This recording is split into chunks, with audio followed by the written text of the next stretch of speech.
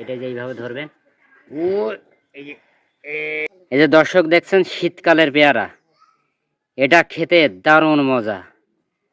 যারা খান নাই তারা বুঝবেন। এই যে আমাদের গাছ, পেয়ারা গাছ, এর দেখেন সব বাইন্দে বাইন্দে রাখছে। অসাধারণ পেয়ারা। শীতকালে আপনারা হয়তো অনেকেই জানেন না যে পেয়ারা হয়, আজ থেকে জানবেন। এই যে দর্শক পেয়ারাটা দেখেন, এই যে কি টেস্ট। এই শীতকালের পেয়ারা কত সুন্দর দেখছেন। এটা যে এইভাবে ধরবেন, ও এই যে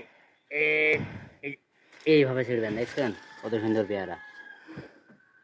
দেখো এটা আমার ছোট ভাই খাবে, তার জন্য এটা ধরো এরকম ভাবে দিবেন, দিয়ে এখানে বাঁধবেন, তাহলে বাদুড়ি খাবে না।